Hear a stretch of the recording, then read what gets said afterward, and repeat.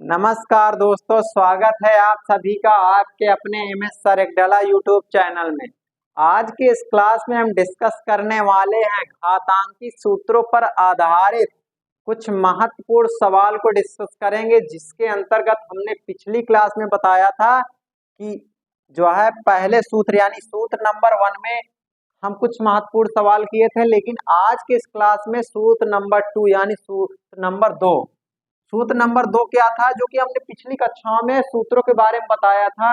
कुछ महत्वपूर्ण सूत्र जैसे 6-7 सूत्र हुए थे, उनके बारे में हमने डिटेल से बताया था। तो आज ये दूसरा सूत्र है, जो कि सूत्र है a की घात m भागे a की घात n।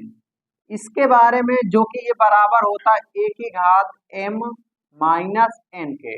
इसके बारे में आज की इस क्लास में हम डिटेल से डिस्कस करेंगे। इन पर सवाल कई सारे कठिन भी लेंगे और सरल भी लेंगे।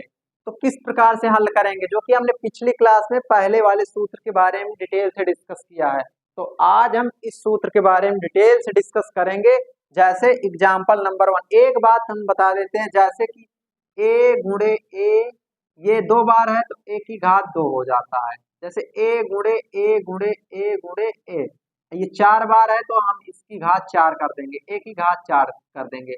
ये क्या होता है, इसे कहते हैं घात कहते हैं, और इसे क्या कहते हैं, आधार कहते हैं। आधार जिसे हम बेस कहते हैं।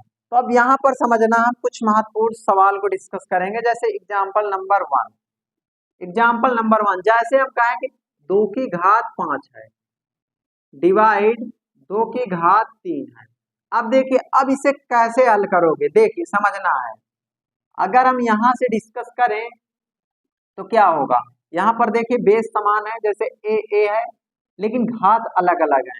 लेकिन इसमें क्या होता कि घातें घट जाती है, जब भी ये भाग होगा तो घातें घट जाएंगी।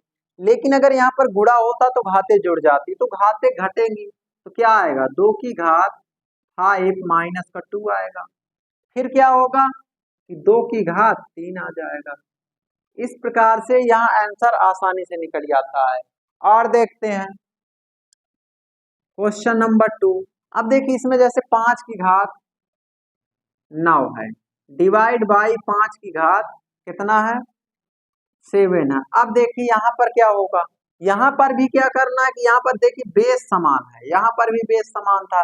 जब बेस समान होता है यानी 5-5 है बेस, तो घातें हमेशा घट जाएंगी, क्योंकि यहाँ पर भाग है। अगर गुणा होता तो जुड़ जाती। तो क्या होगा, 5 की घात कितना आ जाएगा, 9 माइनस का 7 आएगा, जो कि 5 की घात 2 आ जाएगा। इस प्रकार से यहाँ हल हो जाता है, बहुत ही आसान तरीके से। और एक एग्जाम्पल की सहायता से समझते हैं। एग्जाम्पल नंबर 3, जैसे कि मान लो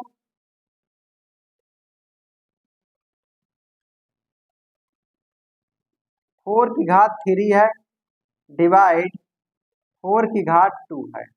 अब देखिए, अब इसे करना है तो क्या करेंगे, देखिए अब इसे करने के लिए हम करेंगे क्या कि 4 की घात घटा देंगे, घातें घट जाएंगे, 3 माइनस का 2 करेंगे तो कितना आ जाएगा, 4 की घात 1 कर देंगे, जिसका आंसर होता है 4।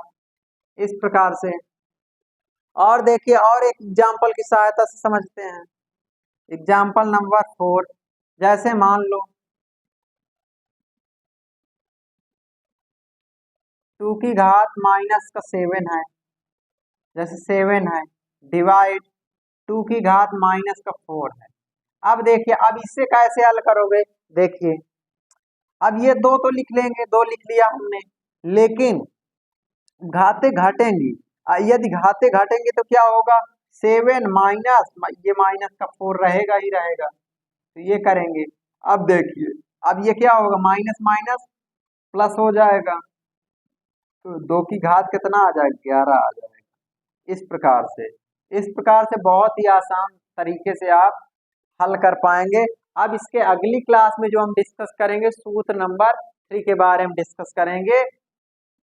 आई होप, आशा करता हूं कि आपको यहाँ जरूर समझ आया होगा। यदि आपको यहाँ समझ आया तो हमारे इस वीडियो को लाइक तथा चैनल को सब्सक्राइब जरूर करें, जिससे कि इसी तरह की वीडियो आप तक पहुंचती रहे सबसे पहले। धन्यवाद।